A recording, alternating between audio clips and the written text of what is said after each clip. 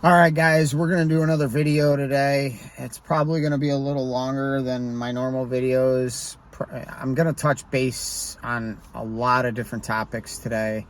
Hopefully this covers everything that you want to know about the G80 platform, and hopefully it answers a lot of questions that you have. These are my opinions. If you don't think that they're right and you want to leave a comment in the comment section, please feel free to do so. So let's get the show on the road. The first thing I'm going to talk about is the JB4 versus the Flash Tune. Obviously, the JB4 is the most cost-effective way to modify these cars. You can go very fast with race fuel and pretty fast with ethanol blends with just this piggyback. Super easy to install, and you're not flashing your ECU. You don't have to send it away overseas to have it unlocked. You don't have to get a clone or deal with anything like that. There's some really neat features as far as boost reduction in first gear for those all-wheel drive guys who want to hook on the street, that can't bring their car to the track, or people that are not running a good enough tire. It's very important to be able to get the car to hook if you're on stock tires and so on and so forth. And for those guys that are rear-wheel drive, the boost reduction in first and second is even more important to have, so you can manage power and get the car out of the hole, especially if you're running an extra 10 pounds of boost. So I went 1009 last year. Last August I was kind of like the first guy to go fast with the XDrive. I went 1006 at the track, 1009 on the draggy. Obviously there's a 1 foot rollout, so your track time is going to be a little bit faster than the JB or the draggy, simply because the draggy starts pulling data as soon as the car moves. There's no 1 foot rollout unless, of course, you're using the 0 to 60 feature, which, of course, you get data on both. But for the quarter mile, they don't offer that yet. For the guys down at Draggy Motorsports, hey, maybe you guys should start offering that and give us data on both. That would be kind of cool. That would be a nice added feature to have for data. So moving on to the next thing. The X3M ECU and the M3 ECU. I'm cloned, I'm unlocked, flashed. I ran both. Dealt with 2 different tuners now. I think there's some differences between those 2 ECUs, even though it's the same platform, same engine, and all that. There's some different things with torque management, and there's kind of some funny stuff going on with the car over boosting a little bit in between shifts and causing the car to slow down. I've been told that Visconti has figured out a way to alleviate this issue. I have not gotten a revision from him yet to see if we can fix this issue. It pops up every once in a while. I'm sure there's different styles of driving habits that may contribute to this. But anyways, I would like to know the differences, because I'm pretty sure we're using an X3M ECU clone and we're putting it in our G80s so that we're able to use ECU tech and all that. So if anybody is educated on this topic and they can explain this to me, I would love for you to personally message me. If you're not one of those guys who wants to keep everything a big secret, I would love to hear what you have to say about that topic. Next thing I want to talk about is the XHP tune. Man, I wish these guys would hurry up and finish this. I know that the super guys are going very fast with this, and I know that it's supposedly out for the 2-wheel drive G80 guys, and I haven't seen anybody really doing anything with it. I'm waiting for them to come out with this for the XDrive. I think it's going to be a game changer. I'm not expecting a 1/10 of a second or a 1/10 and a half. I'd really be happy with 600 or 700s, to be honest with you. I would also love to have that boost control, that that power management, changing the launch control RPM, be able to change the shift points and so on and so forth. I feel like that would really help us polish this platform that much more. And so if you guys, I'm down for beta testing. Let's get the ball rolling on this. I would love to see it, so I hope the guys at XHP are working on this right now, and I hope they're not just catering to the super guys and the two-wheel drive G80 guys, because there are more of them than there are of us. So that's kind of what worries me. Next thing I want to talk about is the strength of the S58 and the rods and so on and so forth. You're not going to push 850 wheel on the stock motor without hurting shit, okay? The rods are not any stronger than the ones that are in the M5, and for obvious reasons, they're bending those because V8 has a different torque band and puts a little bit more stress on the rods than this motor does, as this motor also has a different torque band, and twins is also going to probably be a little bit more stressful than, say, a single turbo B58. So let's not act like this stuff is bulletproof. It will break.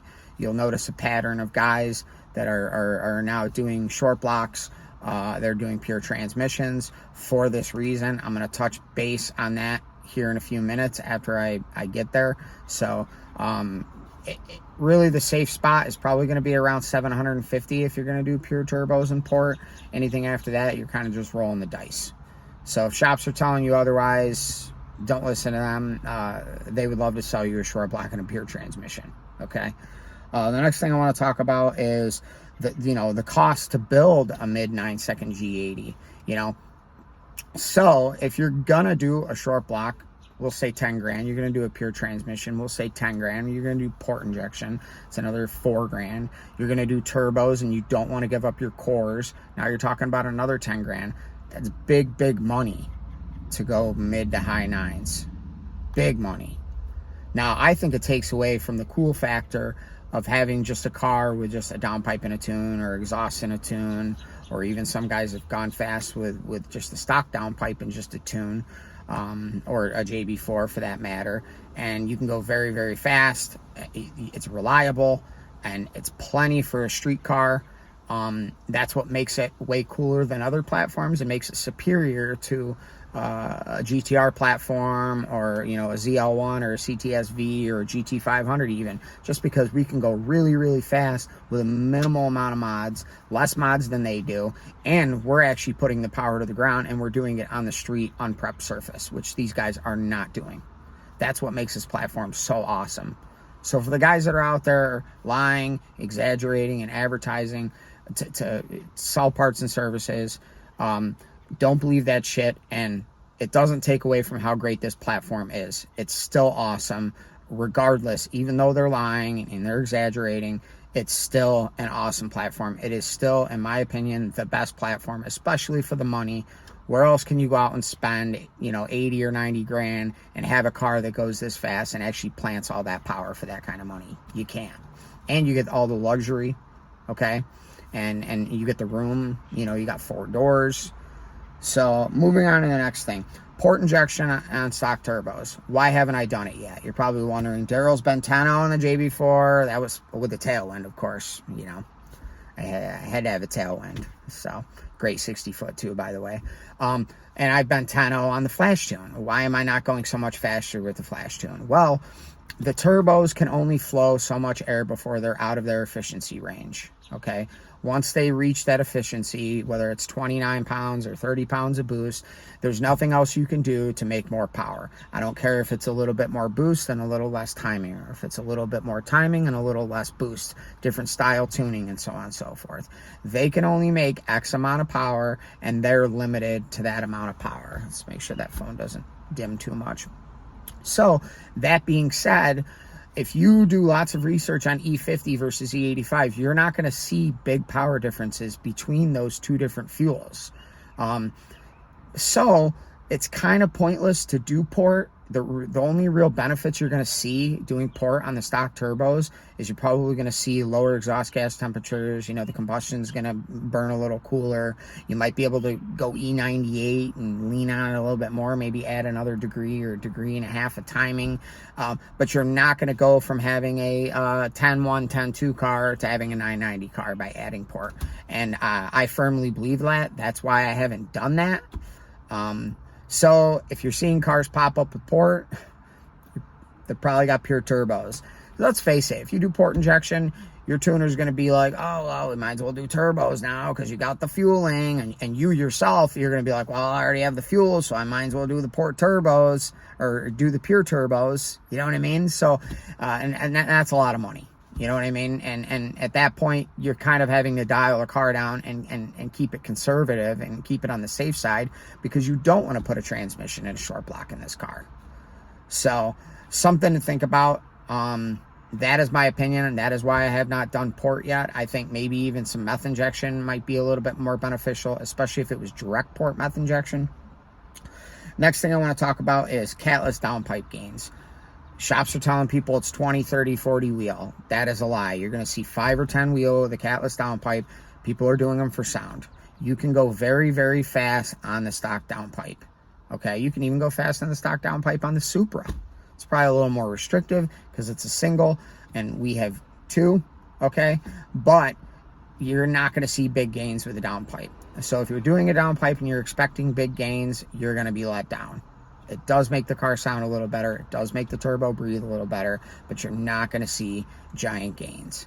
I don't care what tuners tell you, what shops tell you, it is bullshit. My buddy Miguel is going 10.6 with his X3M, and he's on stock downpipes, and he's a locked ECU, JB4 only, okay? Flash tune guys are going what?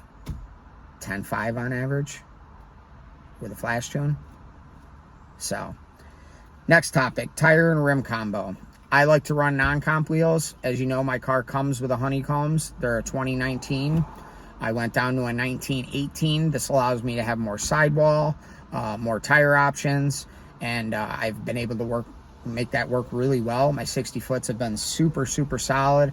I've been a 153 on the street. I've been a 44 at the track. Really no need to do a drag pack. I mean, if you're doing pures and you're doing port, you might want to consider a drag pack at that point because it's probably going to be a little harder to put that power down if you're making an extra 150 wheel. You're making a lot more torque. But that setup is a little bit more laggy as well, too. So you might not even need a drag pack for that setup. Us being that we can do a burnout and then switch to all-wheel drive, these cars leave very well on the street or the track. So that is my opinion on that. So if you're looking for an additional set of wheels, maybe grab a set of non-comp wheels. They work really well. And you never know. You might not even want to go back to your honeycombs because, man, the 19, 18-inch combo just rides so much nicer. Potholes are not nearly as bad. And the overall ride comfort is very, very, very good. And you have a lot more sidewall, which is just great for the 60-foot. So the next thing I want to talk about is weight reduction and 60-foot. Pulling weight out of the car is obviously beneficial. Where you pull that weight out, though, will affect your 60-foot. If you had to pull the front seat or the back seat and you had to choose between the two, I would pull the front seat out. Any weight over the rear wheels is going to be beneficial for the 60-foot, okay? If you want to pull the front seat and the back seat out, maybe consider going a little heavier on fuel weight, maybe a half a tank or more, so you have some weight over those rear wheels. That will help with the 60-foot. Obviously, if you can get the car to hook with a quarter tank of fuel and the seats out, like I did when I ran 10.0 with a JB4 and the track was on point, that's obviously going to be awesome. But, the conditions are always different. The road's always different. Everything's always different. There's so many different variations. There's so many things that can slow you down when it comes to drag racing, and everything's got to be perfect. The stars have to be aligned, okay? Next thing I want to talk about is the G80 compared to others. Now, I touched base on that earlier. And, I'm a V8 guy. I have a ZL1. I had a Cadillac CTS-V that ran mid-9s. I love supercharged V8s. I love how well they take to mods. But let's face it, twin turbos make power easier than superchargers. okay? They also stay a lot cooler than superchargers do. As you take a supercharged V8 and you start pulling the shit out of it, and you start adding a lot more boost and generating a lot more heat, if you do not do an excessive amount of cooling mods, your car is not going to go that much faster. So that is why they need so much more mods than we do to go fast. And we've proven that a twin turbo inline six will make loads of power. And it doesn't take a lot for us to go deep tens. Now, do I think nines are possible on this platform? Absolutely. If I run a single seat and I get rid of this seat, which is pretty heavy, it's actually 50 pounds. If I do a lighter seat, I take the interior out of this thing, I go crazy. I could take the door panels off. I could run forged wheels, which are even lighter than the non-comp wheels. I could have carbon brakes on the car instead of the factory steel brakes. And I do all these things, and I put the car on kill mode, okay? And I bring it to the track, and I got a 10-mile-an-hour tailwind, and I cut a 144 60-foot. Yes, I think this car is capable of nines without doing all of those things. Oh, yeah, and an M4. I could have an M4. An M4 is a little lighter than an M3. The driver, we can put a 90-pound girl in the car and have her drive it. You know, where I'm 165. Some of these guys are 225 that are driving. There's so many different things you can do to go faster. But the average guy is not going to go nines without port injection, without turbos on this platform. Anybody who says otherwise is full of shit. If you think you can, I challenge you. Let's do it. Okay? Let's get it on video. I'll look at your intake manifold. I'll look at your turbos. I'll look at what you have for weight in your car. I will weigh your car at a truck stop. If you think it's so easy to go nines on a downpipe and a tune, then let's do this. Put your money where your mouth is. I'm down. Plain and simple. So if you guys like this video and you like what I had to say, then leave a comment in the comments section and make sure you hit the subscribe button.